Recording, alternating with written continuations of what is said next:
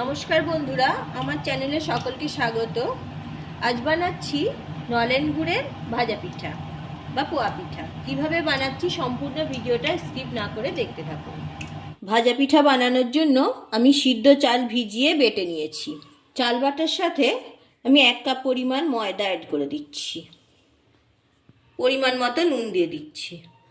আজকের পোয়া পিঠে বা ভাজা পিঠেটা আমি খেজুরের গুড় দিয়ে বানাচ্ছি। আমি তার জন্য নলেন গুড় নিয়েছি। গুড়গুলো ছোট ছোট টুকরো করে গুড়টা ভেঙে নিয়েছি। সামান্য একটু জল দিয়ে দিয়েছি। গ্যাস অন করে বসিয়ে দিচ্ছি। গ্যাস অন করে বসিয়ে দিয়েছি। গুড়টা মেল্ট হয়ে যাবে। আমি গ্যাসের আঁচটা লোতেই রেখেছি। মেল্ট করে রাখা খেজুরের গুড়টা দিয়ে দিচ্ছি।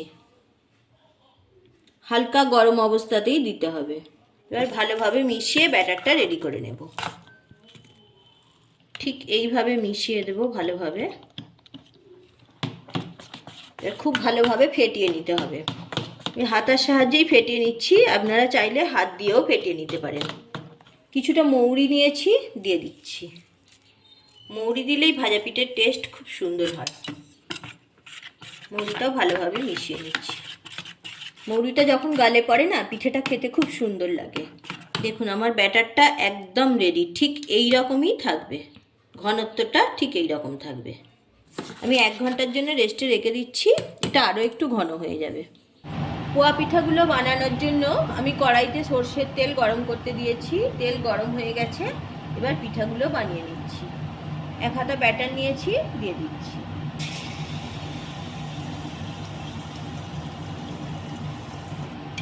পিঠাটা দেখুন কত সুন্দর ফুলে উঠেছে। দিয়ে দিচ্ছি।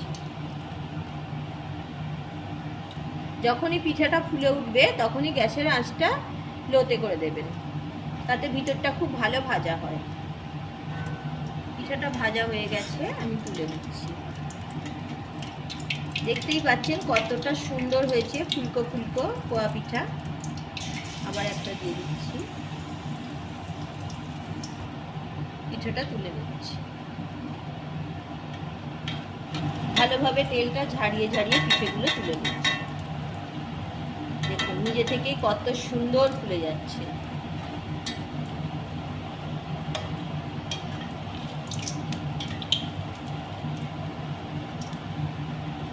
রেসিপি ভালো লাগলে লাইক, শেয়ার এবং কমেন্ট করতে ভুলবেন না। যে সকল বন্ধুরা নতুন, আমার চ্যানেলটি সাবস্ক্রাইব করে পাশে থাকুন। পাশে থাকা বেল আইকন প্রেস করুন।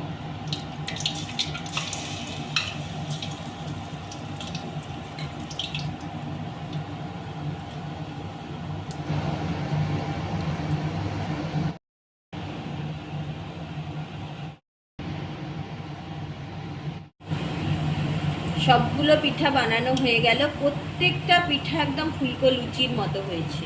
ভীষণ সফট হয়েছে। সবগুলো পিঠা বানানো হয়ে গেছে। আমি একটা ভেঙে দেখাচ্ছি। দেখুন প্রত্যেকটা পিঠা একদম ফুলকো ফুলকো লুচির মতো হয়েছে। আর কতটা নরম তুলতুলে হয়েছে দেখুন। একটা পিঠা ভেঙে দেখাচ্ছি। দেখুন একদম লুচির মতো হয়ে গেছে। এইভাবে আপনারাও একবার গুড়ের পিঠে বানিয়ে দেখুন। অসম্ভব সুন্দর খেতে লাগে। দেখতেও যেমন সুন্দর, খেতেও খুব সুন্দর হয়। আজ এই পর্যন্ত। ভালো থাকুন, সুস্থ থাকুন। আবারও দেখা হচ্ছে অন্য কোনো এপিসোডে।